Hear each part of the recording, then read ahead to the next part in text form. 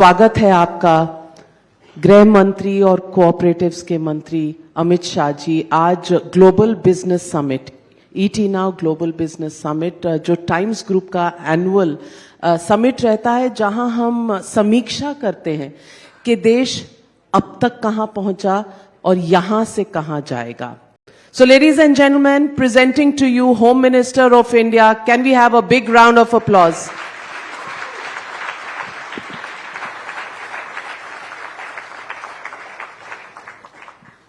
अमित शाह जी, चुनाव का मौसम आ गया है, सर्दी गई नहीं है, लेकिन गर्मी इतनी ज्यादा हो गई है राजनीतिक कि सवाल सबसे पहला तो यही बनता है कि जब आपको पता है कि 370 सीटें आ रही हैं बीजेपी की और 400 सीटें आ रही हैं एनडीए अलायंस की, तो चुनाव में कोई सस्पेंस नहीं रहेगा?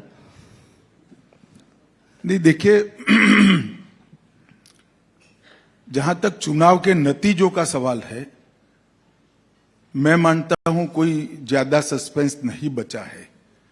इवन जिनके सामने हमें चुनाव लड़ना है, वो भी संसद में आश्वस्त दिखते हैं कि इस बार ओपोजिशन में ही बैठना तय है। कोई कंफ्यूजन उनके मन में भी नहीं। परंतु चुनाव का एजेंडा क्या हो, वो मैं मानता हूं कि पहली बार आजाद भारत के पहला चुनाव ऐसा होगा जिसमें भारत को महान राष्ट्र बनाने के एजेंडा पर चुनाव लड़ा जाएगा और पब्लिक मैंडेट भी महान भारत के मुद्दे पर आएगा। मोदी जी ने आत्मनिर्भर भारत और विकसित भारत, संपूर्ण विकसित भारत का एजेंडा रखा है और ये संकल्प 2047 तक देश की 130 करोड़ की जनता के सामने रखा है कि 2047 तक संपूर्ण विकसित भारत हो और आत्मनिर्भर भारत हो। मैं मानता हूं कि 2047 के पहले ही, मोदी एरा में ही, तीसरी टर्म में ही इसका ज्यादातर काम समाप्त करने के एजेंडा पर इस बार देश की जनता वोट करेगी, इसका मुझे विश्वास है। अमित शाह जी, सवाल कई बार उठता है कि पिछले 10 सालों में एनडीए अलायंस में कई लोग आए और कई लोग चले गए, लेकिन आजकल मोहब्बतें थोड़ी बढ़ रही हैं, परिवार भी बढ़ रहा है। ये परिवार जो बढ़ रहा है, ये जो प्यार बाकी पार्टियों के साथ हो रहा है, ये चुनाव तक सीमित है या एक लंबे रिलेशनशिप की घोषणा है, चाहे वो नीतीश कुमार जी के साथ हो, चाहे वो जयंत चौधरी जी के साथ हो? देखिए नाविका जी, देश में एक प्रकार से आइडियल स्थिति तो है कि आइडियोलॉजी के बेस पर सभी पार्टियां अपना पॉलिटिकल निर्णय करें, मगर ऐसा हो नहीं पाता है। भारतीय जनता पार्टी अपनी आइडियोलॉजी, अपने एजेंडा और अपने प्रोग्राम के साथ अपनी जगह पे स्थिर खड़ी है। कई साथी आते हैं, कई साथी चले जाते हैं। जाने में दो प्रकार की चीजें होती है, कई बार घटनाओं के कारण जाना पड़ता है, कई बार पर्टिकुलर स्टेट की पॉलिटिकल इक्वेशन के कारण वो जाते हैं। मगर भारतीय जनता पार्टी ने किसी को कभी एनडीए से नहीं निकाला है। हमेशा हमने गठबंधन का धर्म निभाया है। कई ऐसी जगह हैं जहां पर हम बड़े दल बनकर भी चुनकर आए, परंतु छोटे दल को हमने मुख्यमंत्री बनने का मौका दिया। कई ऐसी जगह हैं जहां हमें पूर्ण बहुमत मिला, फिर भी हमने साथियों को सरकार में महत्वपूर्ण स्थान दिया और हर बात में साथ में रखने का प्रयास किया। मैं मानता हूं कि हम फैमिली प्लानिंग में जरूर मानते हैं, मगर पॉलिटिक्स में फैमिली प्लानिंग में नहीं मानते। कुनबा बड़ा हो, ये हमारा हमेशा का प्रयास है और हम इनका स्वागत भी करते। तो जयंत चौधरी जी और नीतीश कुमार जी तो आ गए। नीतीश कुमार जी तो आते जाते रहते हैं चुनाव के वक्त, लेकिन अभी जो तस्वीरें आई उसमें ऐसा लगा नहीं कि कहीं भी कोई मनमुटाव हो। ये आइडियोलॉजी और ये अलायंसेस होती कैसी हैं राजनीतिक लेवल पर? सिर्फ समीक्षा? देखिए, मैंने मेरी पार्टी की पोजीशन स्पष्ट कर दी है। हमारी आइडियोलॉजी जनसंघ की स्थापना से आज तक एक ही जगह पे है। हमने इसमें कोई बदलाव नहीं किया, नया फ्यूचर में हमारी आइडियोलॉजी में कोई बदलाव होगा ये आइडियोलॉजी को देखकर जिसको सूट करता है वो लोग हमारे साथ आए, सभी का स्वागत है। साउथ में अभी हमने देखा चंद्रबाबू नायडू जी मिले प्रधानमंत्री से, आपसे, उसके बाद जगन मोहन रेड्डी जी आए, तो आंध्रा में भी एनडीए का विस्तार हो रहा है। देखिए नाविका, पूरी सरकार आप मंच पर से नहीं बना सकती, समय का थोड़ा राह देखिए, कुछ दिनों में सब कुछ तय हो जाएगा। अच्छा, अकाली दल तो पुराने आपके साथी थे, अब पंजाब में अगर कांग्रेस और आम आदमी पार्टी से लड़ना है तो क्या अकाली दल वापस? अभी कुछ तय नहीं हुआ है, मगर बातचीत चल रही है। मैं पूछना चाहती हूं, आपको चुनाव और राजनीति का चाणक्य कहा जाता है। मैं आपसे पूछना चाहती हूं कि ये साइकोलॉजिकल वॉरफेयर है आपके विपक्ष के ऊपर, जो कुंभा आपका बढ़ रहा है, या वाकई एनडीए बनाना और उसका विस्तार करना कहीं ना कहीं अब आपकी आइडियोलॉजी में है? नहीं, पहले से ही हमारी आइडियोलॉजी के समर्थक और हमारी आइडियोलॉजी को इसका विस्तार करना, भारत के हर क्षेत्र में पहुंचे, ये हमारा एजेंडा ही है। 1950 से है, आज से नहीं है। और 1950 से हम मानते हैं कि कांग्रेस पार्टी जो आइडियोलॉजी लेकर निकली है, वो आइडियोलॉजी कभी देश का कल्याण नहीं कर सकती। इस देश की नीतियां इस देश की जमीन की मिट्टी की सुगंध से बनी हुई होनी चाहिए, इस देश की परिस्थिति से जनरेट होनी चाहिए और इस देश की अनुकूलता से बनी हुई। किसी भी देश की पॉलिसी इंपोर्ट नहीं हो सकती। कोई 2 करोड़, 3 करोड़, 5 करोड़ की आबादी वाले देश का पॉलिसी भारत में आप नहीं अप्लाई कर सकते हो। यहां की जमीनी वास्तविकता, हजारों साल की सांस्कृतिक विरासत, सामाजिक विसंगतताएं, सामाजिक स्ट्रेंथ हमारी, ये सबका विचार कर कर पॉलिसी बनती है। तो हमने तो शुरुआत से ही हमारा एक अलग मत, अलग पॉलिसी देश के सामने रखा था। स्वाभाविक था, क्योंकि हम बहुत छोटे भी थे और एक कांग्रेस के पास आजादी के बाद का एक बहुत बड़ा यश भी था। तो हमें पनपने में, हमें बढ़ने में बड़ी देर लगी, मगर मुझे विश्वास है कि जिस प्रकार से 2014, 2019 के चुनाव हुए और 24 के होने जा रहे हैं, भारत के हर क्षेत्र में भारतीय जनता पार्टी की आइडियोलॉजी को स्वीकृति मिलेगी। मैं सवाल ये भी पूछूंगी, आपने ही कहा कि इस देश की मिट्टी की सुगंध होनी चाहिए पॉलिसी में। आप कहना चाह रहे हैं कि कांग्रेस पार्टी की आइडियोलॉजी इंपोर्टेड है? मैंने ऐसा नहीं कहा है।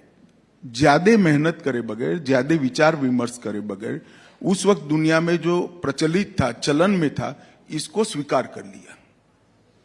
मनसा होगी नहीं होगी मुझे मालूम नहीं, इतनी भी एक्सरसाइज करी होगी नहीं करी होगी मुझे मालूम नहीं, मगर हमने इसको हमेशा भारत के अनुकूल बनाना चाहा है। जैसे मैं आपको बताता हूं, अभी क्रिमिनल जस्टिस सिस्टम के 3 कानून जो 160 साल पुराने थे, हमने उसको भारतीय न्याय के कंसेप्ट के हिसाब से रीबिल्ड करा है और उसमें दंड की जगह न्याय को केंद्र बिंदु में लाने का प्रयास किया है। और ढेर सारा इसमें हमारी मिट्टी की सुगंध भी है। और मैं विश्वास से कह सकता हूं कि जब ये कानून पूर्णतया इंप्लीमेंट हो जाएंगे देश के हर कोने में, हमारी क्रिमिनल जस्टिस सिस्टम दुनिया की सबसे आधुनिक क्रिमिनल जस्टिस सिस्टम होगी। इसमें किसी को शंका रखने की जरूरत। और कोई भी केस भारत के किसी भी कॉर्नर में रजिस्टर हो, 3 साल के अंदर उसको अल्टीमेट न्याय मिल जाएगा। इस प्रकार की पूरी सुचारू रूप से व्यवस्था ये 3 कानूनों से होगी। लेकिन विपक्ष कहता है कि ये थोड़ा सा रिसाइकल्ड लॉ है जो आप लेकर आए। देखिए, मैं नहीं समझता कि विपक्ष किस तरह से, क्या विपक्ष से अपेक्षा भी नहीं कर सकते, उनको विरोध ही करना पड़ेगा, क्योंकि इन्होंने अंग्रेजों के बनाए हुए कानून इतने समय तक चलाए हैं। मगर आप जब एक विपक्ष कहता है, इसका एनालिसिस भी नहीं करते, आप इतने सीनियर जर्नलिस्ट हैं नाते, कि इस देश की क्रिमिनल जस्टिस सिस्टम के 3 कानूनों में टेररिज्म की डेफिनेशन ही नहीं थी, संगठित अपराध का कोई चैप्टर ही नहीं था, आर्थिक अपराध नाम की कोई व्याख्या ही नहीं थी, टेक्नोलॉजी का कोई स्थान नहीं था, वीडियो कॉन्फ्रेंस की कोई जगह नहीं थी, एफएसएल का कोई जगह नहीं था, परिपत्रों जैसा कानूनी प्रोविजन नहीं था, जल्दी न्याय देने के लिए कोई सुविधा नहीं थी। कम से कम मैं कह सकता हूं कि कुल मिलाकर 600 में से 400 से ज्यादा धाराएं बदली गई और 65 धाराएं नई इंट्रोड्यूस की गई है। अब इसमें भी इनको ये दिखता है तो मुझे लगता है कोई सीरियस टाइप का थॉट ही नहीं है, कोई स्टडी करने की टीम नहीं है, कुछ विरोध की मानसिकता से बैठे हुए एनजीओ जो कागज पकड़ाते हैं वो पढ़ जाते हैं, उनको भी शायद मालूम नहीं होगा कि आज हम क्या बोलकर आए हैं। मैं पूछना चाहती हूं कि ये चुनाव एनडीए बनाम इंडिया गठबंधन है। क्या इंडिया गठबंधन की सारी पार्टियां आपको एक साथ ऑपोजिशन दे पाएंगी जिस तरह से उन्होंने शुरू किया था? देखिए, चुनाव एनडीए बनाम इंडिया गठबंधन नहीं है। ये चुनाव घोर निराशा और उज्जवल भविष्य के बीच में है।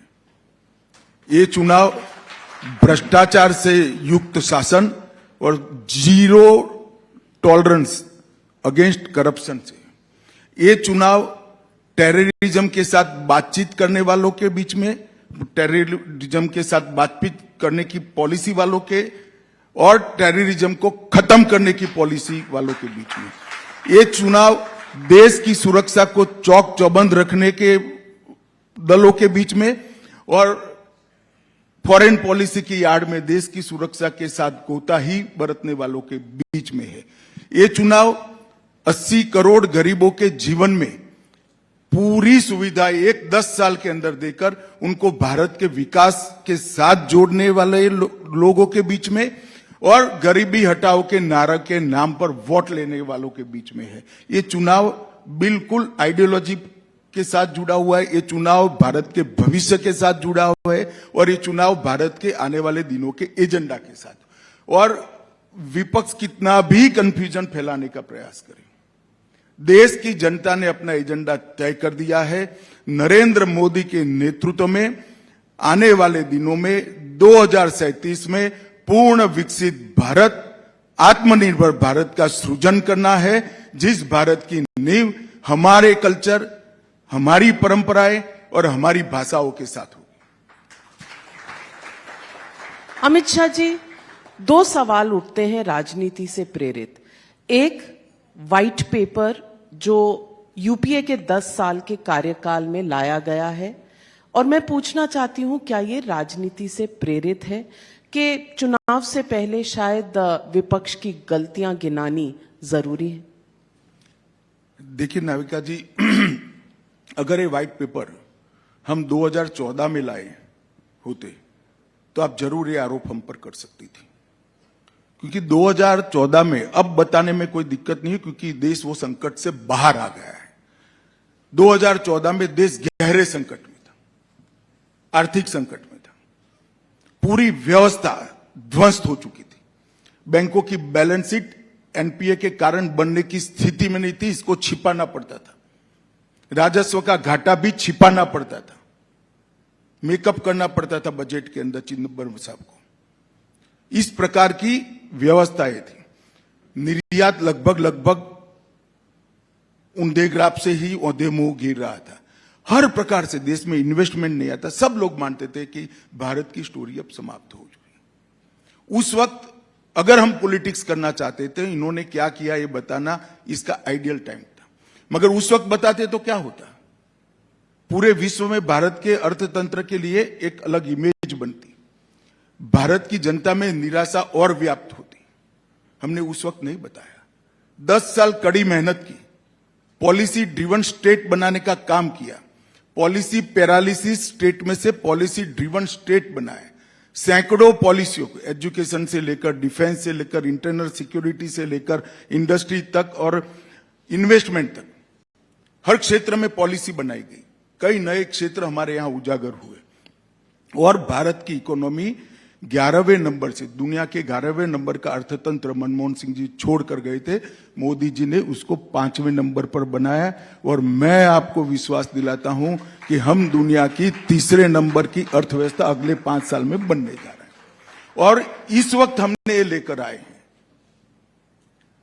विगत 5 साल हमारे, पहले 5 साल पूरा गड्ढा भरने में गए, व्यवस्थाएं बनाने में गए।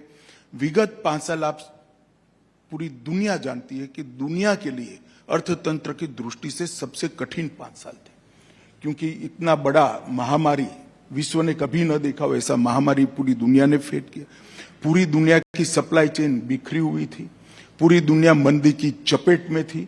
उस वक्त भारत ने अच्छा परफॉर्म किया और आज पूरी दुनिया भारत को ब्राइट स्पॉट कर मान रही है और इन्वेस्टमेंट का सबसे फेवरेट डेस्टिनेशन अगर कोई बना है तो भारत बना है।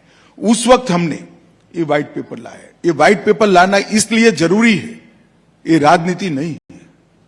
अगर कोई पार्टी निष्ठा से, पॉलिटिक्स से ऊपर रहकर देश के हितों को अपनी पार्टी और अपने खुद के हितों से ऊपर रखकर काम करता है तो परिवर्तन किस तरह से किया जा सकता है, ये इसका दस्तावेज है।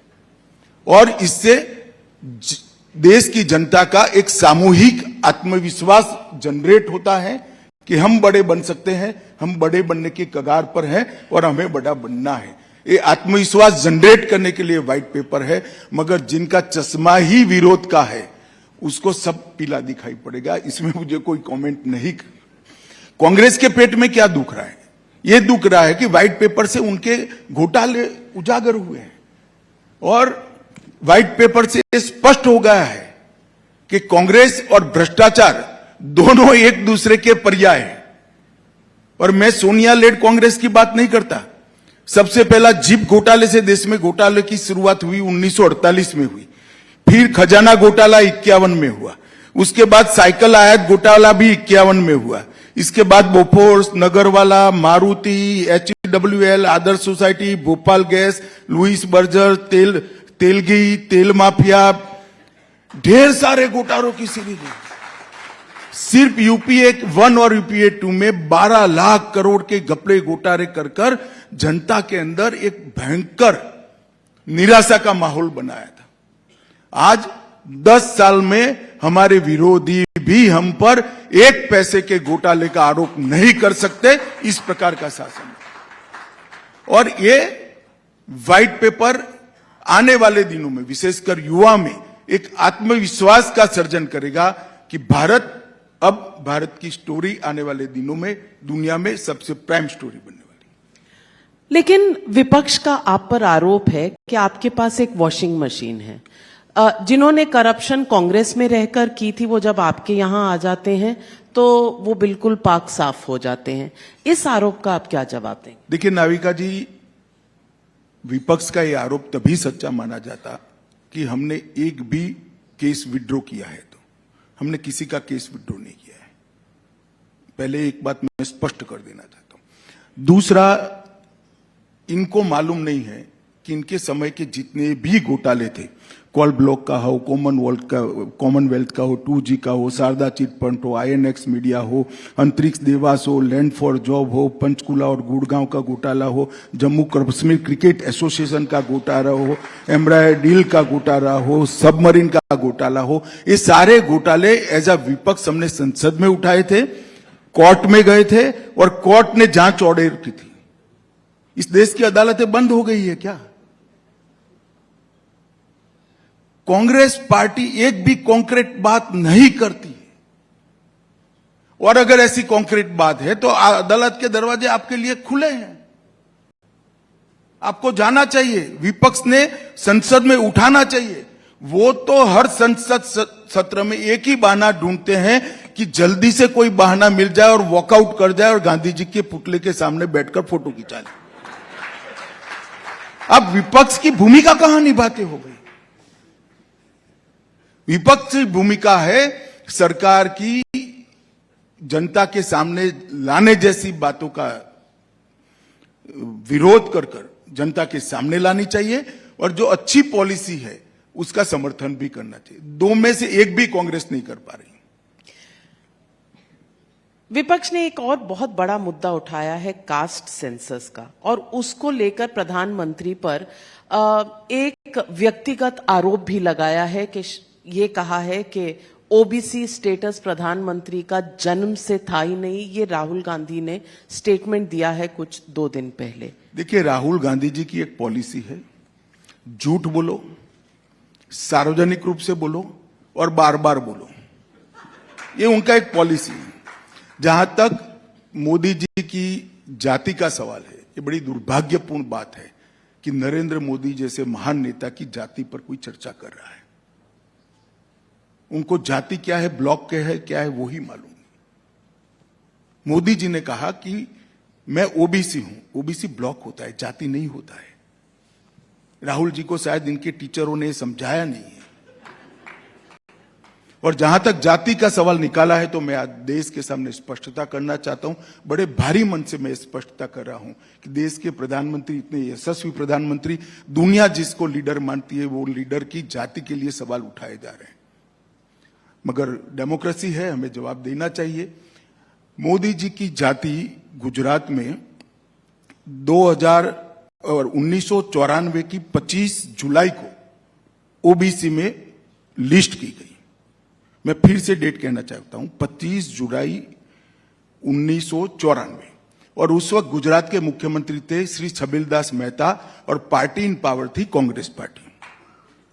और मोदी जी एक भी चुनाव तब तक नहीं लड़े थे, संगठन का काम करते थे, जाति का सवाल ही नहीं आता था।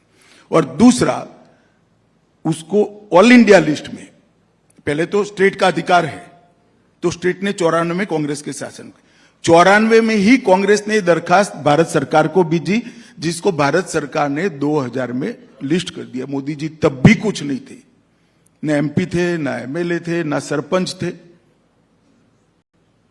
और मोदी जी 2001 में मुख्यमंत्री बने।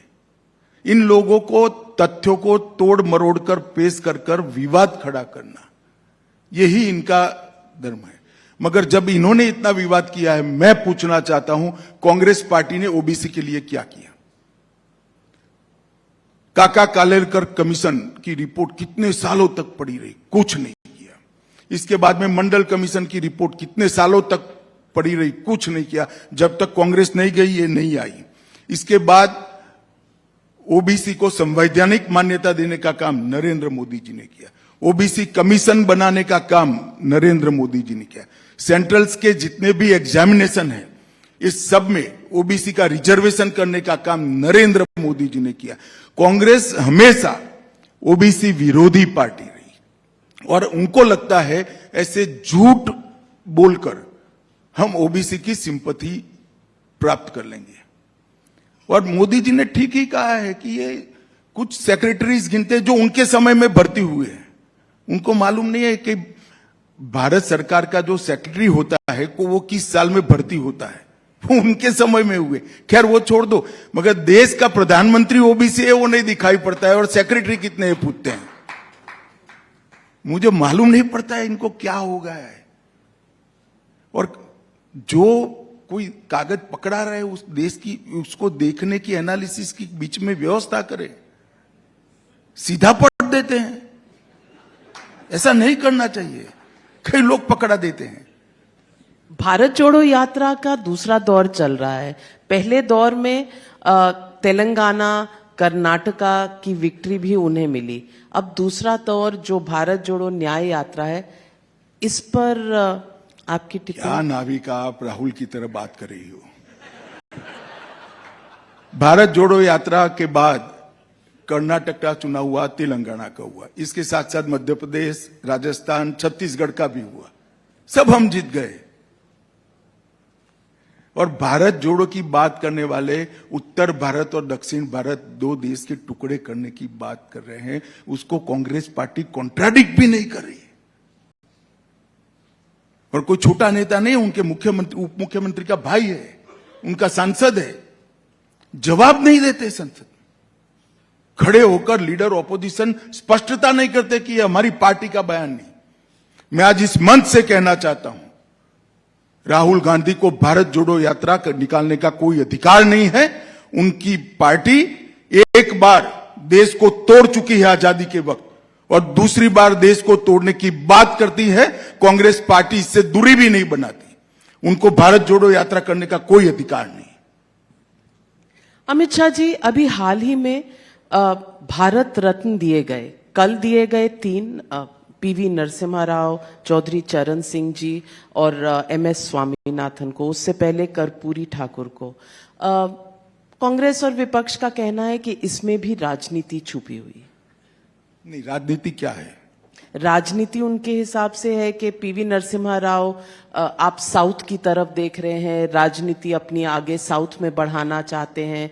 चौधरी चरण सिंह जी की कुछ लोगों ने कहा है कि आप जयंत चौधरी को अपनी पार्टी में लेना चाह रहे हैं। एमएस स्वामीनाथन के बारे में कुछ नहीं आया, लेकिन सवाल उठ रहे हैं कि सावरकर जी को भी क्यों नहीं दिया। ये उद्धव ठाकरे इनकी दरखास्त को हमने नोट कर लिया है।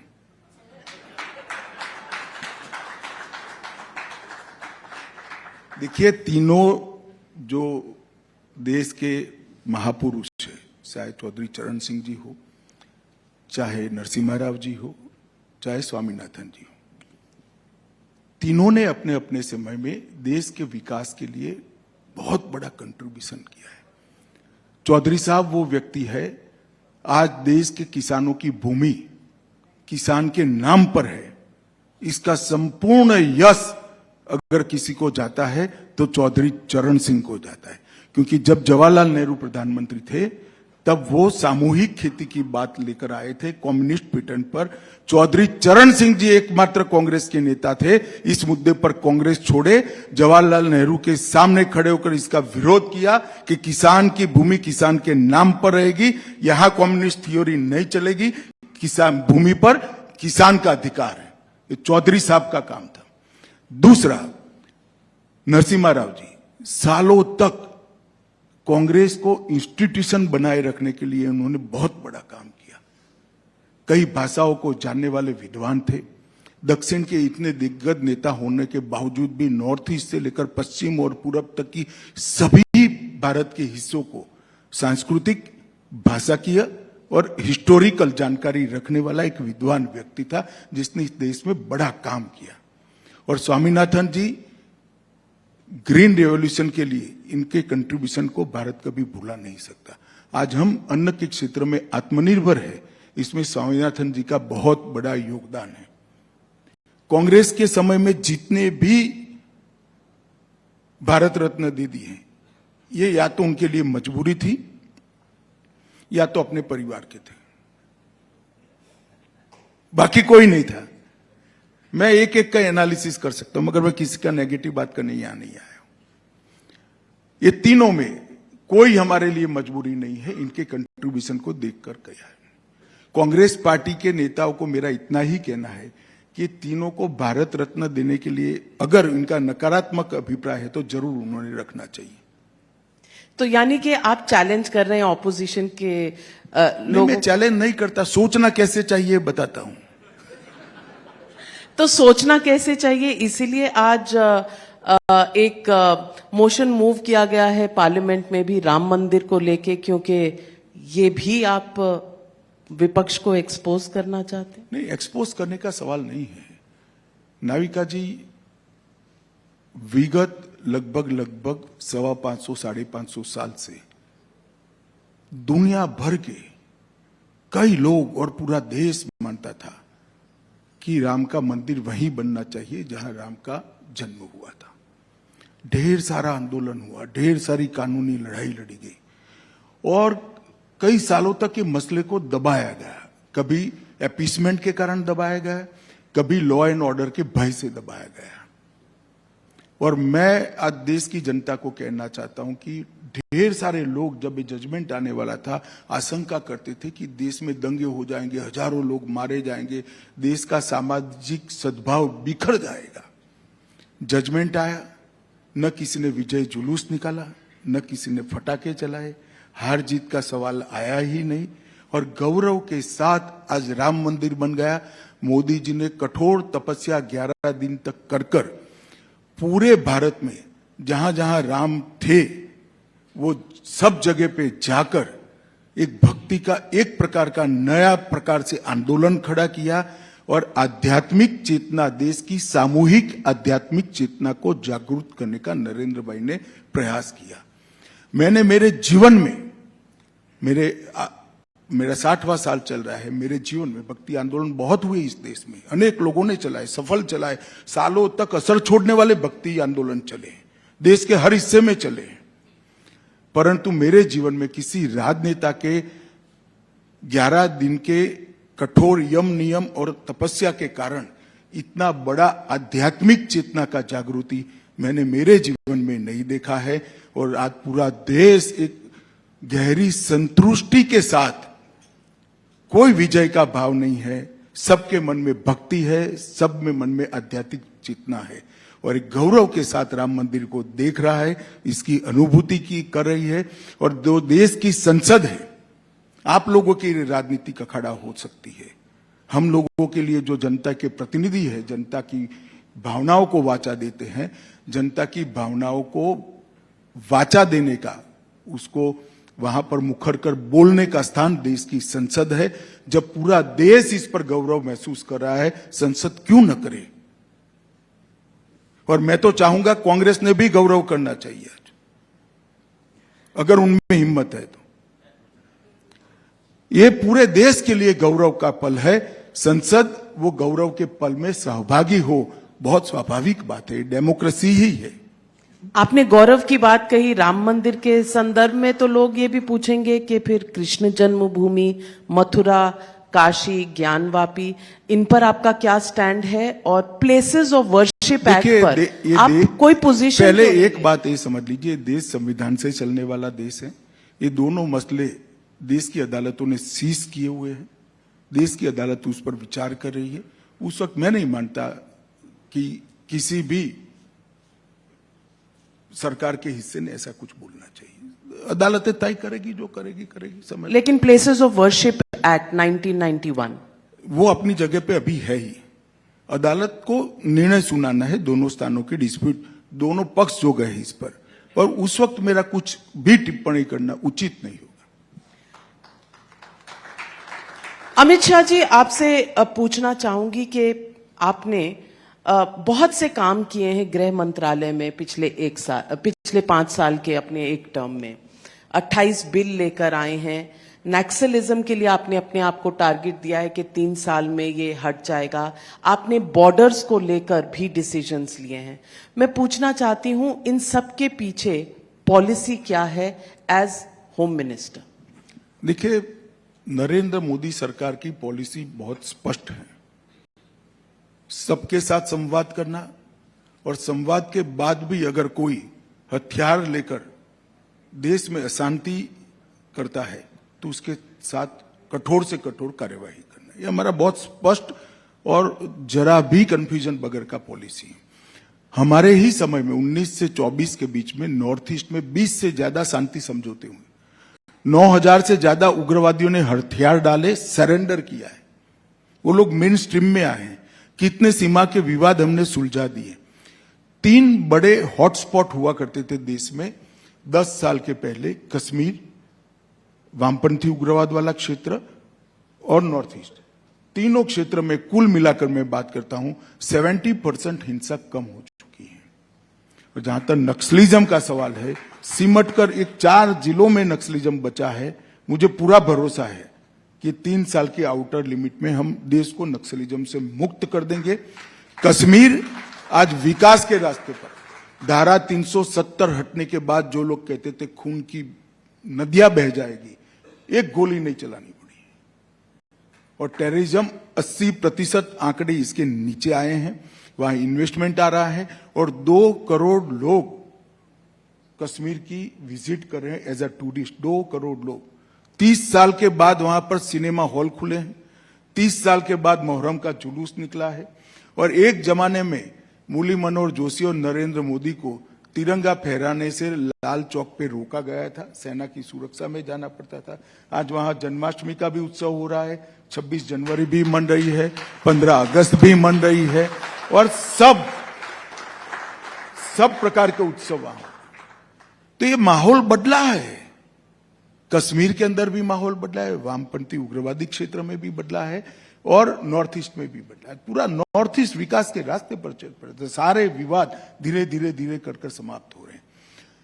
नरेंद्र मोदी सरकार ने सिक्योरिटी एजेंसीज को कानूनी बल भी दिया है। हमने यूएपीए एक्ट को मजबूत किया, एनआईए को मजबूत किया, और अब तीनों कानूनों को मजबूत कर कानूनी एजेंसियों का, हमारी सिक्योरिटी एजेंसीज का संबल बढ़ाया है। किसी भी तरह के कंफ्यूजन के बगैर की स्ट्रिक्ट पॉलिसी लेकर हमने टेररिज्म, संगठित अपराध और नक्सलिज्म को समाप्त करने के लिए कठोर कार्यवाही की है। साथ में डेवलपमेंट का भी काम किया है और सबके साथ संवाद भी किया है। इसका बहुत अच्छा नतीजा मिला है, ऐसा मैं निश्चित रूप से मानता हूं।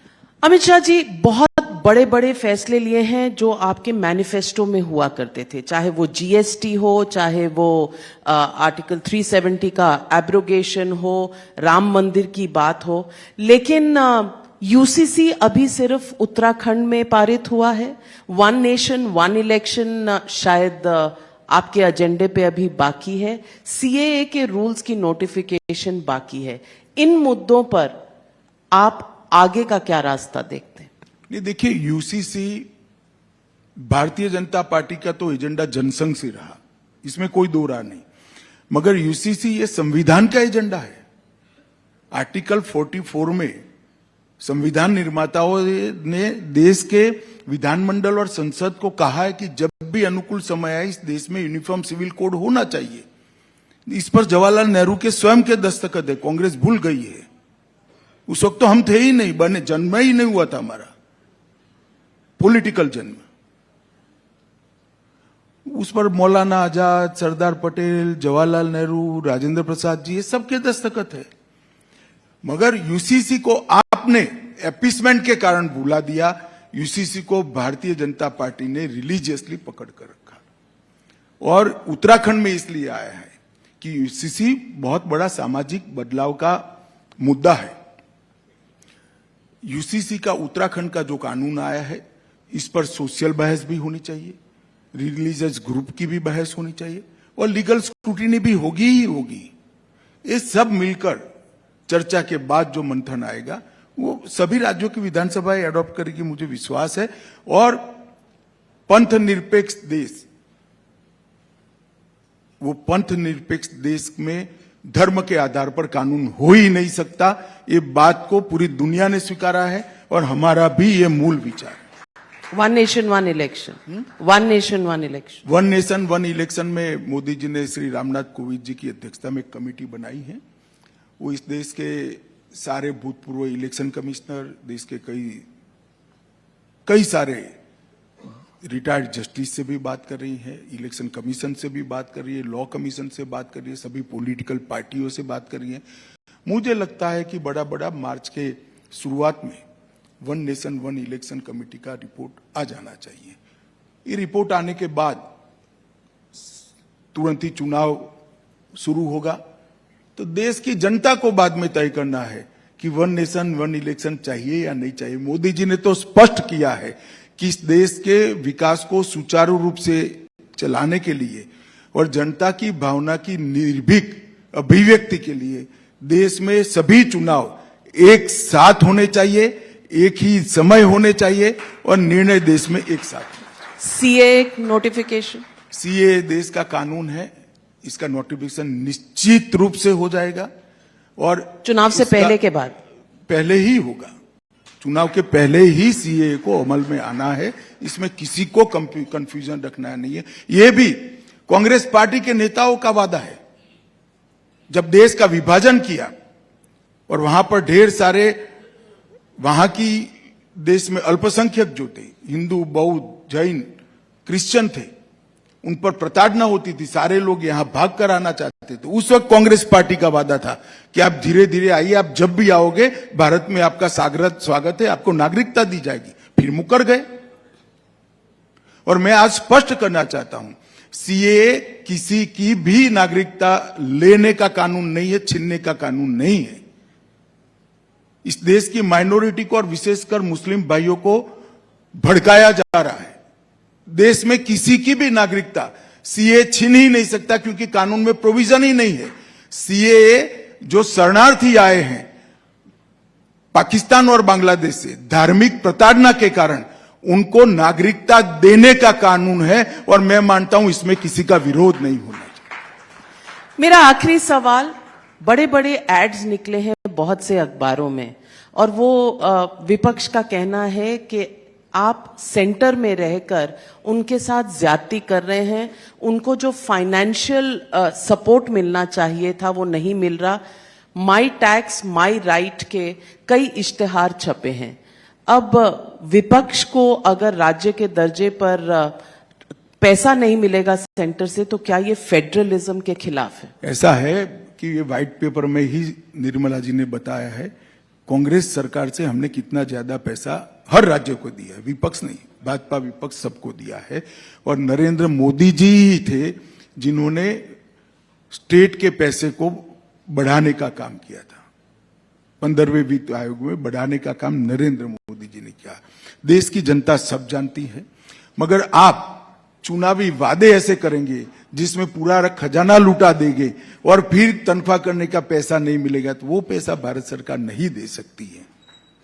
सबने अपने बजट को डेवलपमेंट, सोशल वेलफेयर की एक बैलेंस थ्योरी से चलाना चाहिए, जो भारत सरकार कर रही है। बस जाने से पहले यही पूछूंगी कि अब की बार 400 पार का जो नारा है, और इतना अगर कॉन्फिडेंस है, तो चुनाव जरूरी है? पैसे बचाकर देश में डेवलपमेंट कर सकते हैं? ये चुनाव बहुत जरूरी है। हर व्यक्ति को लगता है कि हम अच्छा कर रहे हैं, मगर लोकतंत्र में लोग ही तय करने चाहिए कि आप अच्छा कर रहे हो या नहीं कर रहे हो, और बड़ी विनम्रता के साथ लोगों के सामने। हाँ, हमारी बात हम पूरे आत्मविश्वास से रखेंगे। आत्मविश्वास और अहंकार में कांग्रेस को भेद मालूम नहीं है। ये कहते हैं अहंकार है, अहंकार, ये अहंकार नहीं है। आत्मविश्वास है कि 10 साल में हमने देश को आगे बढ़ाया है, और आने वाले 10 साल के अंदर हम देश को दुनिया के सबसे ऊपर की जगह पर बिठाने का काम करेंगे, और वो मोदी जी का नेतृत्व ही कर सकता है। और हर भारतीय जनता पार्टी के कार्यकर्ता का जो आत्मविश्वास है, इसका प्रतिघोष मोदी जी ने संसद में किया है कि 370 हटाई है, 370 सीटें जनता से मांगी है, और एनडीए की 400 सीटें। मुझे विश्वास है भारतीय जनता पार्टी का कार्यकर्ता, इसका समर्थक और देश की जनता हमें बड़ा मैंडेट देगी, और आने वाले 5 साल महान भारत की नींव डालने के 5 साल होंगे, इसका मुझे पूरा विश्वास है। देश को बहुत सारे संकट से मोदी जी के विजनरी नेतृत्व ने बाहर निकाला है, देश को सुरक्षित किया है, देश को समृद्धि के रास्ते पर ले गए हैं। हमारी शिक्षा नीति को भारतीय मूल्यों के आधार पर बनाए हैं, हमारे न्याय को हमने भारतीय मूल्यों के आधार पर परिवर्तन करने की शुरुआत की है। 80 करोड़ गरीबों के जीवन में उजाला और आशा दोनों बनने का काम नरेंद्र मोदी जी ने किया है। नरेंद्र मोदी जी ने इस देश की ऐतिहासिक, सांस्कृतिक और धार्मिक चेतना को जागरूक करने का काम किया है, और पूरा देश आज एक मुश्त होकर दुनिया में आगे बढ़ने के लिए संकल्पित है। आजादी के अमृत महोत्सव के वर्ष में मोदी जी ने जो विकसित भारत का लक्ष्य देश के सामने रखा है, मुझे विश्वास है आने वाली पीढ़ी भी इस रास्ते पे जाएगी, देश भी इस रास्ते पे जाएगा, और मोदी जी का ये संकल्प निश्चित रूप से समय से पहले पूरा होगा, इसका मुझे विश्वास है। धन्यवाद। Thank you very much, Amit Shah ji, Union Home Minister. Ladies and gentlemen, as always, frank and completely uninhibited. आपका बहुत तहे दिल से हम धन्यवाद करते हैं। आप आए और हमारे इस पूरे ऑडियंस के साथ आपने हर बात का जवाब दिया और अपने विचार रखे। बहुत बहुत धन्यवाद। Ladies and gentlemen, a round of applause. That is the Honorable Home Minister, Shri